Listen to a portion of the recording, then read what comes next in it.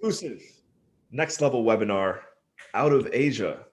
Chinese supply chain distributions and re-nearshoring your manufacturing to Mexico in the age of COVID. I know that's a mouthful, but that's exactly what you signed up for here today, and we're going to get into the details very soon. So I'm your host, Adam Carswell, and we're joined by John Hyatt of Mexico Business Associates. I want to let you guys also know real quick before we get too deep, our webinar today is sponsored by Liberty Real Estate Fund, the world's first single-tenant net lease security token. For more information on Liberty Fund, you can visit libertyfund.io. Okay, back to the presentation. John, again, continuing to break the ice here. I know you were talking about some of the rain that you're looking at now, but not quite as dreary as maybe what Texas is facing at the moment. How are you feeling today? What are you looking forward to in today's presentation? Well, this is what we do, re-nearshoring from Asia, helping companies set up their manufacturing. That's my passion. I love what I do. I love what we do as a company. So I'm just looking forward to sharing the opportunities in Mexico that exist out there. And those opportunities have exponentially grown specifically for American firms over the last 24 to 36 months due to a myriad of geopolitical and global health trends. So I'm just always excited to talk about what I'm passionate about, what I do. It's like talking about your own son or daughter. Yeah. And I don't know if that's you're definitely we'll take it. So yeah, and you know what, real quick, before I forget too, just want to give a big thank you to our production team. There's a lot of people behind the scenes here that made this happen today. One, Fletcher Wheaton, who's really the connector here. And, speaking of all the weather going on right now, Fletcher had a flight delayed and he's on his way back to Cabo to be with his family. But Fletcher, thank you for bringing John to our platform and giving us the opportunity to go deep into what he's working on. I'm really looking forward to it. And then also Aaron Eiler, who is our intern over here at All Things Next Level. And Aaron is monitoring the comments and all of the live streams because we are streaming for the first time to 4 different platforms today, folks. We're here on Zoom, but then we're also live on Facebook, YouTube, Twitch, and Twitter through Periscope, I believe. So taking all things to the next level. John, I'm happy that this is the first one we could do it with. So again, if you are with us here live today, thank you for investing your time with us. One more time, let's get that chat box fired up. Go ahead and punch in where you're from again. I saw we had someone from El Paso, I think, just come through. John, you said you're in North Carolina. Yeah. I'm here in Newfoundland, Canada. And then also go ahead, punch in. I always like to have fun with it. Throw your favorite app, your favorite mobile app in there. For me, it's funny. I was like, that's a good idea, but what is my favorite? I think I'm gonna have to go with LinkedIn. I know it sounds kind of like boring maybe to some people, but LinkedIn has been a fantastic app for me beyond just using it as a consumer. I think as a producer, it's very, very valuable. So if you're joining us one more time here on the replay, just be sure to like, share, and subscribe to the message, and then check out the show notes for any links connected to today's message. And if you're listening on the Dream Chasers platform, be sure to drop us a 5-star rating there and go ahead and follow the link to the video replay as well. So here we go. Time for our presentation. Get ready. It's a mouthful, as we kind of said before. It's out of Asia, and then the subtitle is Chinese supply chain disruptions and re-nearshoring your manufacturing to Mexico in the age of COVID. You guys are going to get a ton of value today, so please, if you don't already, grab a notepad and exit out of any other distractions that might take away from the webinar. You're going to get a lot from John here. I kind of told the backstory a little bit. John was connected to us through Fletcher. I don't know if you want to go into any more details here, John, but it's been a blast just getting to know you. More formally, guys, he's an international business consultant focused on assisting foreign firms and individuals attempting to do business in Mexico, Latin America, and the Caribbean. His firm focuses on market entry, product sourcing, market research, and consulting for the Mexican and Latin American markets. That was a lot out of me. John, I'll just flip it over to you real quick to fill in any of the gaps before we get into the meat of the presentation. No, you basically described me as I am. Essentially 90% of our business is right now 95 to 100% really is re-nearshoring, assisting American firms, mostly American firms, but we've worked with other companies as well from other regions on setting up their supply chains in Mexico. We're going to talk about, some of the reasons for that, about what's going on now, and the advantages of doing business in Mexico. Fantastic.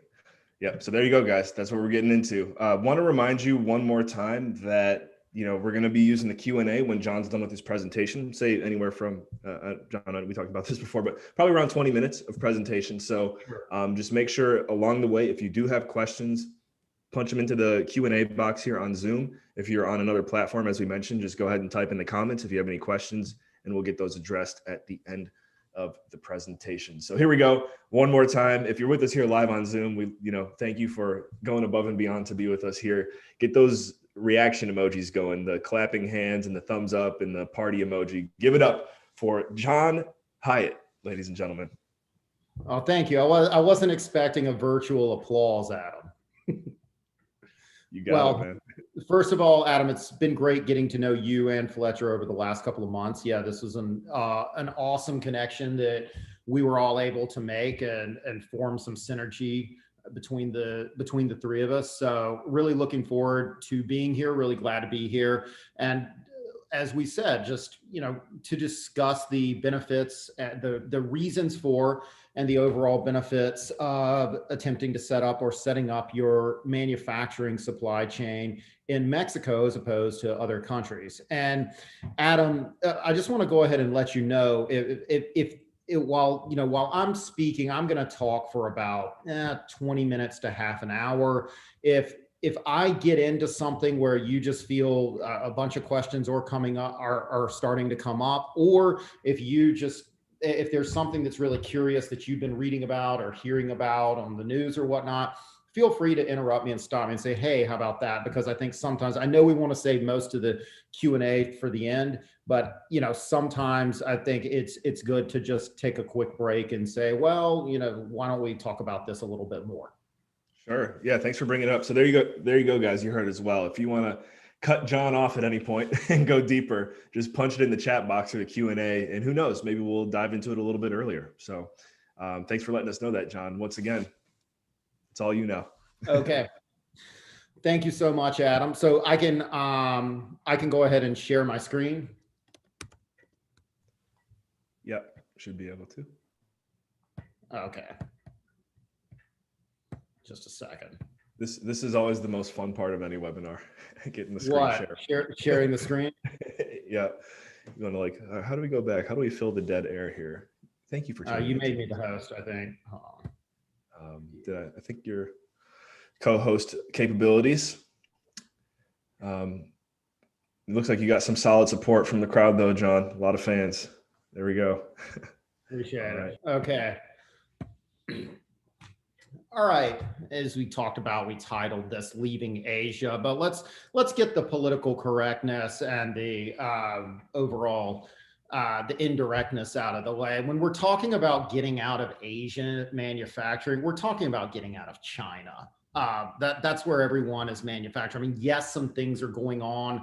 I mean, Asia as a whole is a manufacturing powerhouse. From not just China, but Hong Kong. Well, that depends on your politics. And if you consider Hong Kong to be a part of China, but Taiwan. What do you consider Taiwan to be a part of China? Vietnam, India, Bangladesh, there's a lot of manufacturing going on, but what's going on is everyone is just trying to get out of China. And a lot of American firms specifically are trying to leave China for reasons that I'm about to discuss. And getting out of China means either choosing another Asian country. And this is something I wanted to hit on. Some manufacturing is actually coming back to the United States because companies, not just in the last couple of years, but there have been little pockets of manufacturing returning from China to the United States because firms found a better fit here and there in this industry or that industry, whether it's to move a plant back to Texas or Alabama or Wisconsin or something like that. So some things have actually come back to the United States, but everything we're hearing about now, to be honest, with what's going on is if you are currently manufacturing in China, whether you own a plant or as most companies, they're simply doing contract manufacturing. They're wanting to get out of China. The first overall, well, first of all, I'd like to back up about 10 years. or 20 years, when China joined the World Trade Organization, American firms and firms from all over the world just started to enjoy and delve into this sugar high of the benefits of cheap Chinese labor. And they've been enjoying that, and they're still enjoying that to an extent for the last 20 years. I think China joined the WTO back in 2001.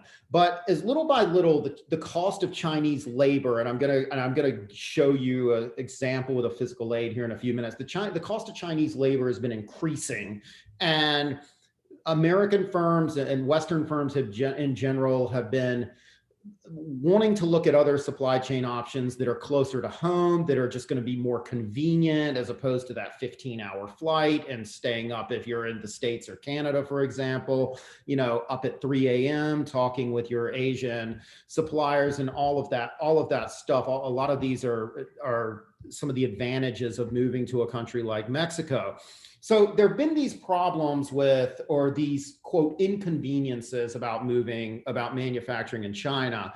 And then what happened is it got a lot more inconvenient a couple of years ago when President Trump put on the round of 301 tariffs on over $200 billion worth, 25% tariffs on $200 billion worth of American goods. We're going to be talking about that in a minute with the Biden administration. I may be doing a webinar on what's going to change under Biden in the next couple of months with our friends over at Co-Production International in San Diego and Tijuana. But so a couple of years ago, the Trump administration just smacked these tariffs across the board because, as we know, as Donald Trump, then candidate Trump, ran in 2016, he had promised to get tough on America's trading partners and renegotiate unfair trade deals and all of that, which pulls us into another thing with the USMCA that I'll get onto.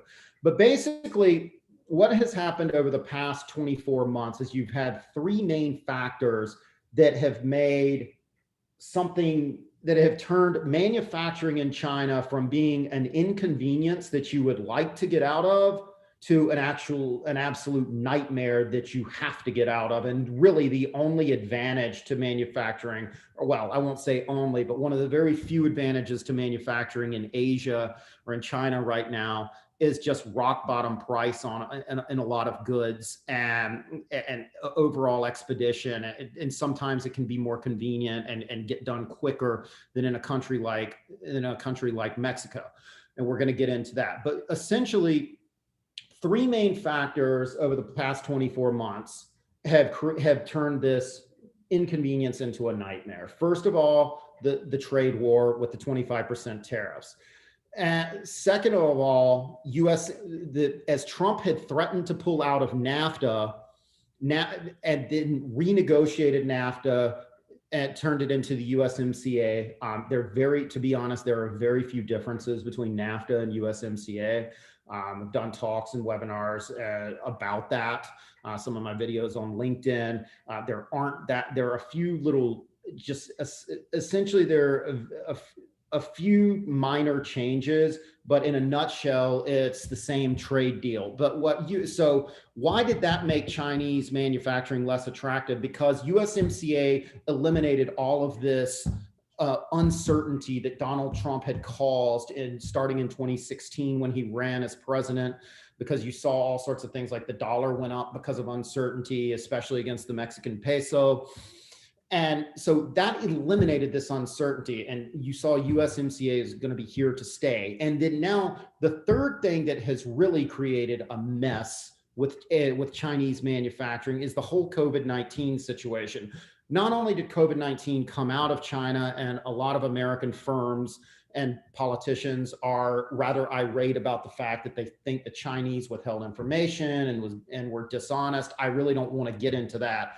It's created a big mess with the supply chains. I mean, all you have to do is talk to anyone who right now is importing into the United States, into the port of Long Beach from China specifically.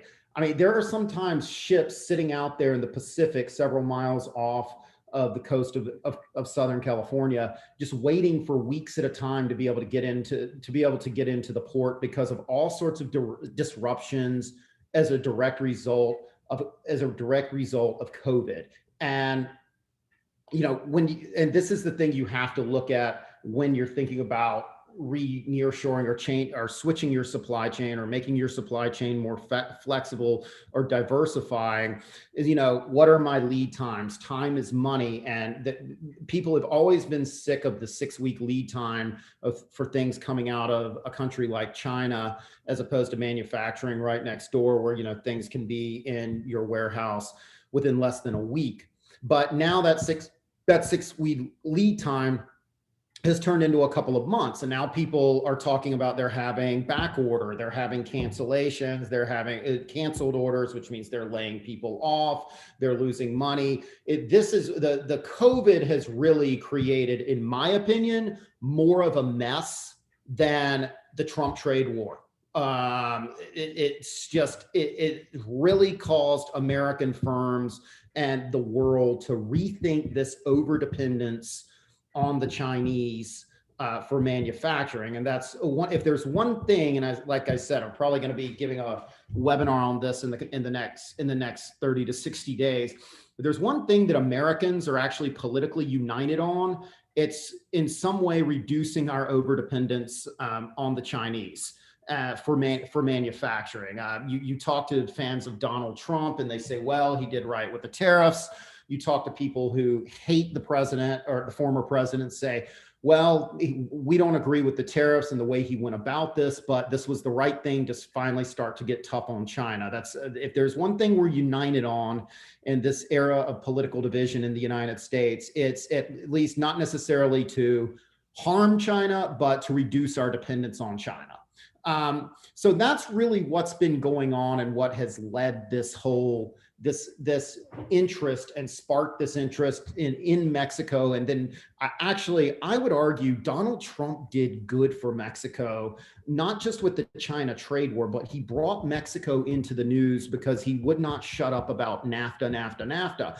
And then when USMCA came, was finally passed, and he held his press conferences and says, we're getting rid of the nightmare of NAFTA. And I'm not going to give my opinion on that. Well, you already know it's essentially the same deal. He really calls companies throughout the United States to start looking at Mexico more seriously. Okay, we got this new trade deal. It's a modernized version. It's a modernized version of NAFTA. Let's take a look at Mexico. And that's essentially what's been happening more and more over the past 24 months. So I want to talk a little bit about, just a second, things are popping up onto my screen. I'm going to talk a little bit about some of the strengths in Mexico. Where can Mexico be a fit? Because a country like Mexico, when you compare Mexico to China, Mexico is only 120 million people. China, I think, is 3.2 billion. So less than 10% of the overall size, or roughly 10% of the size of China. They're not going to be able to manufacture everything that the Chinese do, nor are we in a global world. And this is something that everyone has to understand. In the era of globalization that we're in right now, no country is going to be able, unless it is a hermit kingdom like a North Korea or something like that, no country is really going to be able to produce everything that it consumes. It's just absolutely impossible. It might have been able to been the case for the most part 50, 100 years ago. It's just, there's simply no way right now. So when you're looking at diversifying your supply chain, in this case, perhaps leaving China and looking at Mexico, you need to look at what are going to be the fits, as you would in any business situation, whether you're hiring someone or you're wanting to set up a new distribution partner, what's going to be the best fit. And where Mexico has a lot of its strengths are automotive parts, just any types of, most types of automotive parts, motors. Plastic injection molding is very, very big in Mexico. Metals, electrical harnesses, textiles. It depends. We've worked in textiles before. Textiles are made all over the world. Walk into TJ Maxx tomorrow, or walk into a Feynman's clothier, like a they keep merging, go into a Hugo Boss or go into a Joseph A. Bank. I think it was Joseph A. Bank that just merged. But if you go look at 5 suits in a Men's Warehouse or a Brooks Brothers or something like that, or if a woman goes into a Burberry or something like that, maybe Burberry is a bit of an exception because it's such a fine clothing line. But you might try on 5 different suits or 5 different pairs of shoes or 5 different shirts, and they're made in 5 different countries. Mexico can be a player in the textile industry, but there are a lot of nuances into where it can be a fit. Like a lot of sport clothes, they can be a fit in Mexico, but Mexico competes a lot with Colombia in a lot of sporting clothes, especially if they have spandex and rubber. Colombia is a rubber producer. Textile is something you have to take a look at. You're going to have to take a look at any product line or product category, but these are kind of some of the main ones. And also, I would always argue to highlight the last point, agricultural products. I think one of the biggest successes of NAFTA, along with the successes in the automotive supply chains, has been just greater access throughout all 3 countries and a modernization of the North American food supply chain. I mean, it hasn't been perfect. There's been a lot about Mexicans getting fatter and becoming more obese because of access to American junk food, which I do not deny at all.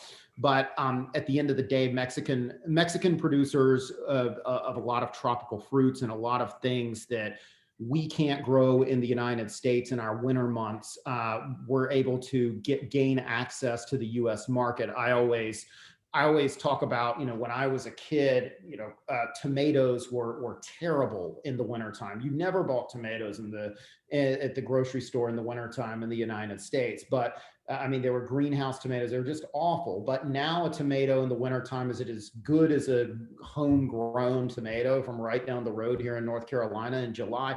No, but it's comparable.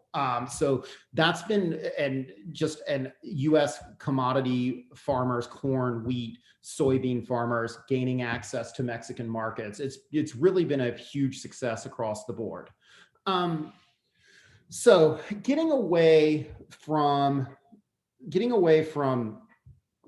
product categories and moving on to, so you're thinking about making that jump from China over to setting up some contract manufacturing in Mexico.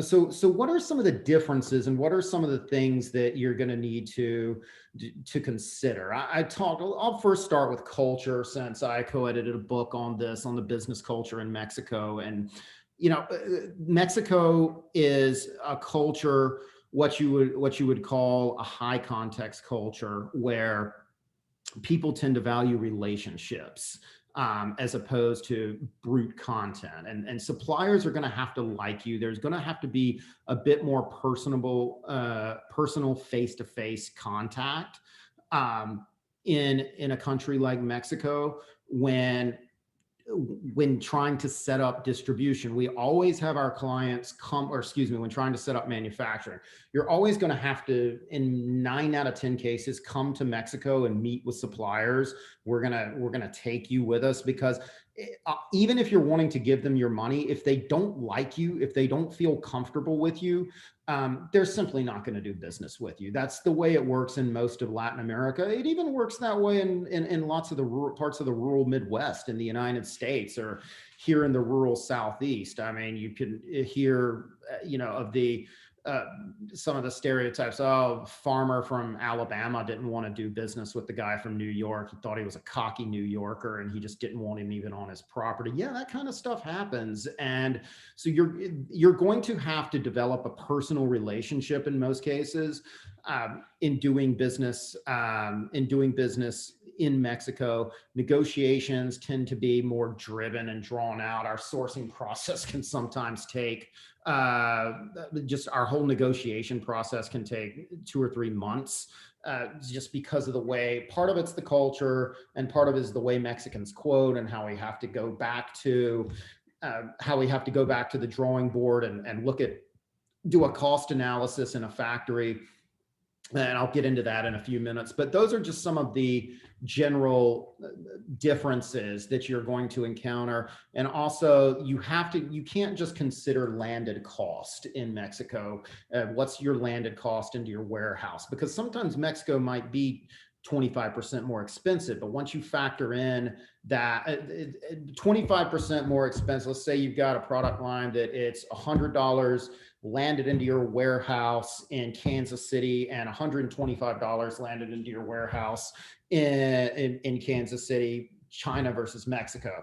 Well, yeah, it may be 25% more expensive in Mexico, but once you're factoring in that you're having to fly an engineer to Asia 3 or 4 times a year and staying a week, and the Marriott in, somewhere over in one of the industrial districts, all of these expenses, the fact that you just had to fire and retrain, or two employees just quit and retrain, and you had to hire new people and retrain them because sourcing managers were sick of staying up until 3 a.m. dealing with the Chinese, all of that.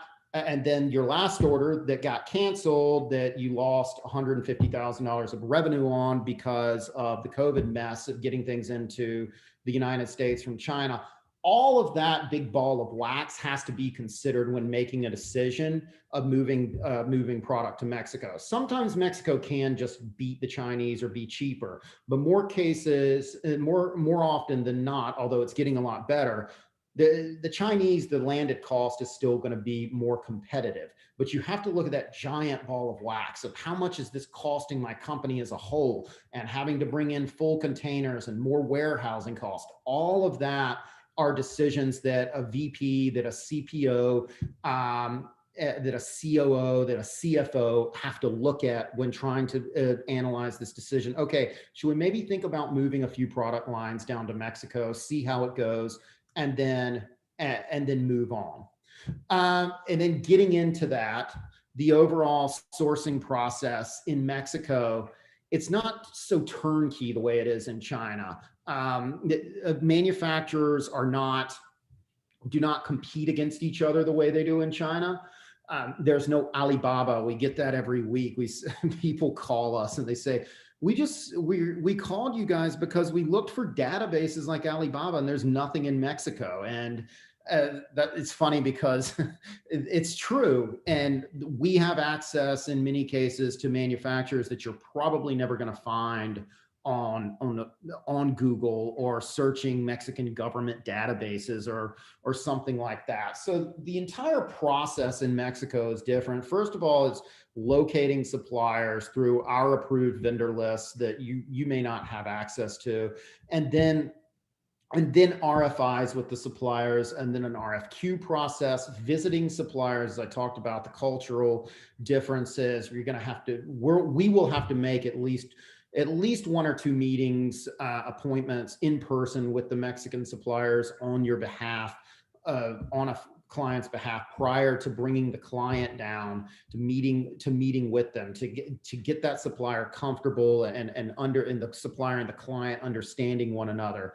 And then where our kind of rubber meets the road is, in most cases, supplier quotes in Mexico come back way high, way too high, to where there's no way a company could be able to leave Asia with these costs. And that's where we have to go in and break things down and look at their costs and look at how a Mexican supplier is, and I'm moving on to the next slide because it's the same thing. Look at where is a Mexican supplier buying its raw material. Most Mexican suppliers are not buying raw material in the global raw material market. They're buying from Pedro Gomez down the street, a small dealer, and they're paying way too much for raw materials.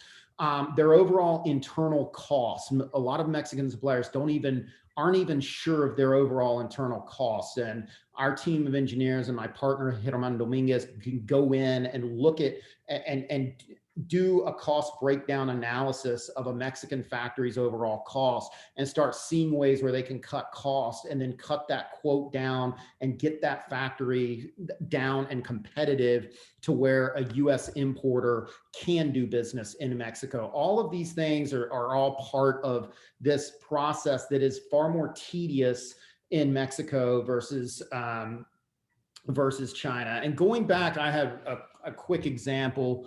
Going back to, where is Mexico a bit more competitive? Where could Mexico work as opposed to China? Right now, labor in Mexico is cheaper than it is in China, the cost of manufacturing labor. And that's going to do, that difference is about here right now. It's going to do nothing but grow as the Chinese economy continues to grow and become more modern. Mexico will grow, but the Mexican economy is not going to grow as fast as China. So there's no reason to kid ourselves. So that is going to grow. And as that grows, more and more, Mexico is going to have a much more competitive advantage over the Chinese in product categories that require more labor. If it requires more automation in manufacturing, the Chinese are often going to be more competitive. If it requires more tedious labor, Mexico is often going to be more competitive as a general rule of thumb. There are always anomalies. So I'll give you an example here. We're on the coast here. This is a drink cooler. I don't know. I think they call them different things on different parts of the country. Here in the Southeast, people call them a koozie. So you have a drink koozie or a cooler for if you're out by the pool or on the lake or on the beach, and you want to keep your beer or whatever you're enjoying, you want to keep it cold. This is essentially neoprene or a similar fabric. Can it be competitive in Mexico? Yes and no.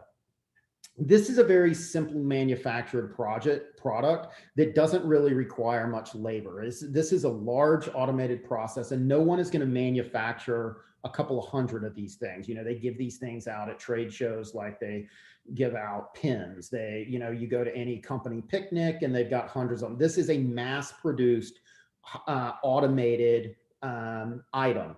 This is most likely not going to be competitive in Mexico. And I walked through Dick's Sporting Goods the other day looking at different drink holders like this, and they were still all made in China. Now let's flip over to something else that has to do with the water. Most people who know me know I'm a scuba diver. What about a wetsuit? Yes, a wetsuit is going to be more competitive in Mexico. I don't have mine with me. Sorry, it's a couple hundred miles down the road from the last time I used it wakeboarding in the fall. Why is a wetsuit going to be more competitive? Go to any sports store, dive shop, or ski shop or whatnot, and look at a wetsuit and look how many different pieces have to be sewn together. Part of it is rubber. Another part of it is the neoprene, and it is a highly tedious product to manufacture specifically for sewing. And I think, not my wetsuit, but the last wetsuit I wore when I took a dive charter somewhere around here, I guess it was last summer, because I didn't have mine with me. I just rented a wetsuit as part of it. And I think it was made in Mexico. I'm not sure, but I think it was, because I know wetsuits can be made competitively in Mexico, again, because it's just a higher labor product. Another example is that I didn't actually mention in the product lines is furniture. Furniture is booming in Mexico. Again, a lot of furniture can be very automated. If it's just a simple chair or a stool that doesn't really have much fabric, not much sewing that requires much labor, it's probably not going to be made well or competitively in Mexico. But something like an entire sofa, I would move my computer over here to look at my den, but it's a mess, and everyone knows what a sofa looks like. An entire sofa with leather or with a cloth covering, yes, that can be made in Mexico. Again, it's higher labor content, and many American furniture suppliers are moving production to Mexico. I was at the furniture market here down the road in North Carolina at High Point in October. And we found, we came across quite a few companies, American furniture resellers, that had shifted supply chains from China to Mexico. So summing up all of this, and another thing that I'm sorry I didn't mention, you have to, when sourcing in Mexico, getting back to the supplier development process, you have to pit Mexican suppliers against one another. Usually most Mexican suppliers don't really even know each other in many industries. It makes no sense, but they just don't know each other. They're selling to their own local market in their own region of Mexico, or if they are exporting, they're exporting to their handful of clients in the US, and another one's exporting to their other one. So if you have a product line or product category, one of the things that we're going to do with you is in a country like China, there are hundreds of suppliers, if not thousands, for most product categories, and maybe tens of thousands. In Mexico, there may be 3, and we get this all the time. And if so how in the world are we going to get Mexico to work if there's only 3 suppliers in Mexico against, the hundreds or thousands over in China? The thing since they usually don't know each other, the thing we have to do is to be able to, we talked about developing them with a cost breakdown analysis, but also we have to get them to compete with each other and show their quotes to each other. And, sometimes you think, well, that's easy, but if you don't know all of the capable suppliers within Mexico, like most people trying to go to Mexico don't, because as we talked about, there's no Alibaba, then that's going to be pretty difficult to get them to compete against each other and compare their quotes with one another. So you have got to be able, and I could pull up an Excel, but I know we're running out of time, of a bill of materials that we had for a complicated project several months back. And it was about an 80-piece bill of materials. And with each material, we outlined on the Excel to the client, okay, we're getting quotes. Okay, this is what you're paying right now out of China. We're getting quotes from A, B, C, D, E, F, G, Mexican suppliers, and they are going to compete with each other, and we're going to sit down with them with each commodity, each component, to get the absolute best price that we can against each other. That is absolutely crucial if you're going to be price competitive in Mexico, in contract manufacturing. So let's see did I miss anything? No.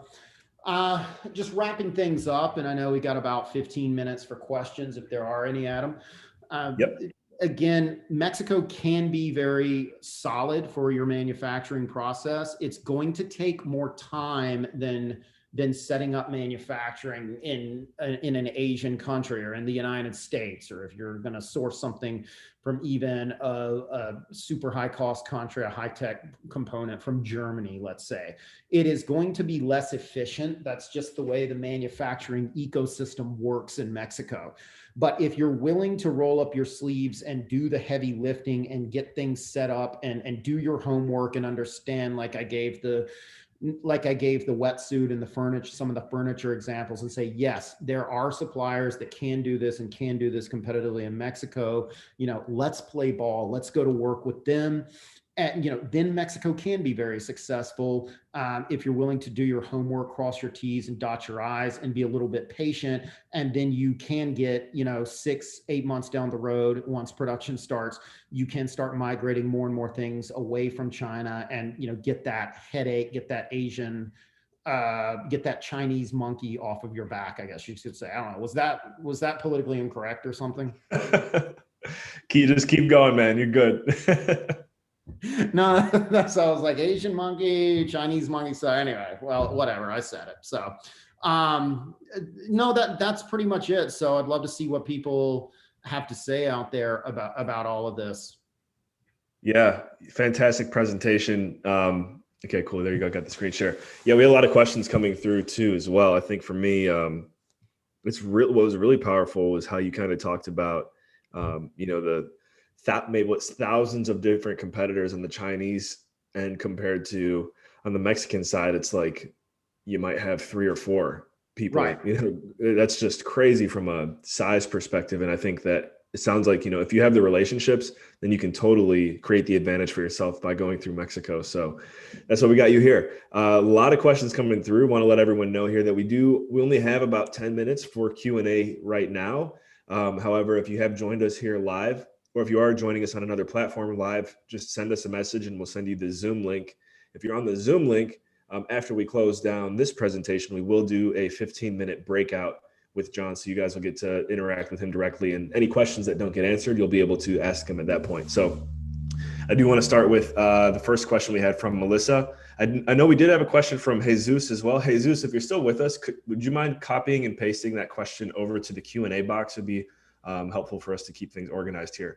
But did see your question come through. So first one, John, from Melissa, is what areas of Mexico do you think will be the recipient of possibly the most manufacturing plants reshoring or coming to Mexico? Also, the U.S., specifically Texas/New Mexico.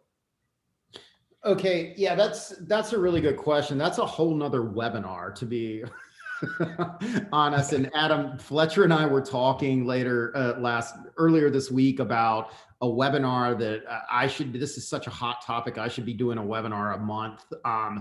Next month, I'm wanting to do one on what U.S. China and U.S. Mexico trade policies are going to change under Joe Biden as opposed to Donald Trump. But this is another one. What are the regions of Mexico? I was gonna pull up a map of Mexico here that's on my desktop and just kind of show a little bit of regions, but it's just we ran out of time and you can only talk about so much. This was just a brief kind of general survey webinar. But to answer your questions, generally in being competitive with the United States, or being competitive to export to the United States, the parts of Mexico that are the most competitive are the ones closer to the border. Essentially everything Mexico City and Puebla north. Things south of Mexico City, south of Puebla, there's very little, if not no manufacturing going on in those areas. Industrial manufacturing that's really competitive on a global scale. Part of the reason is those regions are largely underdeveloped economically and just don't have the technology. But another reason is the shipping. Most people don't realize, and a dirty little secret about this is ground freight in Mexico is more expensive than ground freight in China, than ground freight in the United States. So the closer you are to the border, the more advantageous it's going to be, obviously, no matter what your shipping costs are, but especially in Mexico, because things can add up in sending a container or several pallets up to the border. So to answer Melissa's question, things closer to the border tend to be, or areas closer to the border are going to develop more. And I'll give you a few sub-regions. In Baja California, which we've done some work there. Baja California tends to be higher added value manufacturing. The cost of labor is more expensive in Baja California. I think that's because they are linked to that expensive Southern California, the San Diego and Los Angeles markets. Their economies kind of hum in unison. So in Baja, there are more medical devices, more electronics. Also in the state of Sonora, you get more of that, specifically with electronics. I think Samsung and Sony are moving plants back to the Sonora area and perhaps Baja California. But anywhere, regions such as San Luis Potosí, the whole Bajío region, which is very big for auto manufacturing. For people who aren't familiar with Mexico, if you look at a map, the Bajío region is the state of Guanajuato, basically, in the cities of León, San Luis Potosí, San Miguel de Allende, which is not a manufacturing hub, it's a tourist area. Aguas Calientes, that whole region in and around the state of Guanajuato. is going to be very powerful for automotive. There's also a lot of furniture, even some textiles going on there, some plastics. But again, those region, and one of the regions that, if you look at a map, Bajío is more competitive than even some of the border regions, is because Bajío has done a very good job with its government of bringing in investment. And from a cultural standpoint, we always find, and most Mexicans will confirm this to you, the people in the Bajío region and Guanajuato and León, they're far more industrial and Americanized in their mindset than most of the rest of Mexico. And they get things done faster, and then it plays out in how competitive they are and how industrial they are as in manufacturing across the board. Fantastic. Very detailed answer. I hope that helps, Melissa. I know you've got some more questions coming through here too, but I did ask Jesus to transfer his over to the Q&A box, which was helpful. So Jesus, or John, he says, thanks for sharing your experience with auto and appliances supply chain in Mexico. Well developed. What are your thoughts or recommendations for industrial application in the small to mid-sized companies range who are just becoming interested in nearshoring? Well, the small to mid-sized companies, I don't know if they're just becoming interested in nearshoring. I think they've always been interested, but now they're getting hurt harder. And as a company like a GE or Ford Motor can write the check and get things ramped up in Mexico easily, the SMEs in a country like the United States have wanted to do Mexico, but looked at pricing and looked at hiring consultants or looked at hiring agents and said, no, we just can't do it. And now, boom, all of this has happened. And so now the SMEs, and we very successfully represented SMEs throughout the United States over the last several years, once they've started getting pinched harder and harder. And so across the board, I would recommend to SMEs the same thing that perhaps a consultant would recommend to a larger company, that, look at where your sweet spot is going to be in a country like Mexico. It's not going to be, a canvas approach where you can move your entire product line, or you can just, where every single product imaginable is going to work. But, what are going to be some sweet spots with the heavy labor, where Chinese raw materials aren't such a big factor. That's something I did not talk about, is China has its own raw material market in so many industries like steel and aluminum that it can be hard to compete. So where in what industries are Mexican suppliers not having to buy raw material from Asia? Is it wood? A lot of different things. It depends. So I would just say, to answer Jesus' question, it's a question of doing your homework if you're an SME, and seeing where that sweet spot is if you have it within your company, and what are going to be the overall costs and risks of trying to flip that switch and migrate some things down to Mexico. Fantastic. All right. And we got time for one more question. And then the other ones that we have here, hopefully you're able to stay live with us after we end the recording. We are going to go, as I mentioned, into live breakout sessions with John, so you can get those questions directly. But yeah, so last one here, John, before we shut it down, is someone's trying to get you on the next question right there, huh? Sorry. What about product development? This is from James Goss. What about product development and engineering capabilities of Mexican companies? Yeah, that's I saw that, and I was interested in answering that to James. The answer to that question is all over the board. It can be anything from almost no engineering capabilities or product development. Well, let's start with engineering capabilities. That can be all over the board. That can be the wild west in Mexico. You can have companies with some of the world's top engineers, because Mexico on average graduates more engineers per capita than the United States does. That's something a lot of people don't know. And it graduates some very good engineers. And a lot of the engineers in Mexican plants have worked in larger companies. They've worked in Detroit, where James is, or they've worked in the Chicago area, and they've gotten serious training from American or other international firms, or they did a semester in Germany.